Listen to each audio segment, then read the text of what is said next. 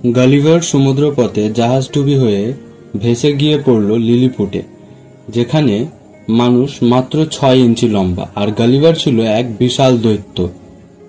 লিলিপুটের মানুষ এতই ছোট ছিল যে যখন ওদের রাজা বক্তৃতা দিত তখন গালিভারকে কানে শোনার জন্য মাথা একেবারে মাটির কাছে নামাতে হয়। আর খাওয়ার কথা, গালিভার একবেলায় যত খেত সেটা ওদের হাজার মানুষের খাবার। একবার নাকি সকালের নাস্তায় খেয়ে ফেলল 50টা ছাগল আর 300টা পাউরুটি। কিন্তু মজার কাণ্ড তখন হলো, গালিভার হয়ে গেল তাদের সুপার হিরো।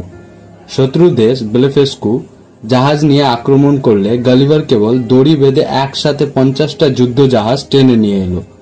তাদের কাছে এটা যেন গডজিলা সিনেমার লাইভ শো। তবে সবচেয়ে হাস্যকর ব্যাপার, লিলিপুট আর ব্লেফেস্কুর যুদ্ধের কারণটা কেবল ডিম ভাঙা। কোন দিক থেকে হবে, নোং থেকে নাকি চওড়া দিক থেকে? ছোট্ট মানুষ কিন্তু ঝগড়া মহা বড়। অবশেষে গালিভার এত বড় এত শক্তিশালী হওয়ায় তার ভক্ত যেমন হলো তেমনই শত্রুও হলো। কারণ রানীর প্রাসাদে আগুন লাগলে গালিভার আগুন নেভানোর জন্য যথেষ্ট পরিমাণে জল খুঁজে না পাওয়ায় সে তার টয়লেট অর্থাৎ ইউরিন দিয়ে আগুনটা নেভায়।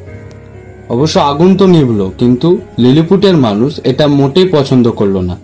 রানীর মুখ তখন একেবারে টক লেবুর মতো। সেই থেকে গালিভারের বিরুদ্ধে ষড়যন্ত্র শুরু হলো। তাই গালিভার একদিন পালিয়ে গেল ব্লেফেস্কুর জাহাজে চড়ে। এই লিলিপুট কাহিনীর শিক্ষা কি জানেন? বড় মানুষ ছোট দেশে গেলে খাওয়া দাওয়া যুদ্ধ এমনকি টয়লেট করাটাও হয়ে যায় ইতিহাস।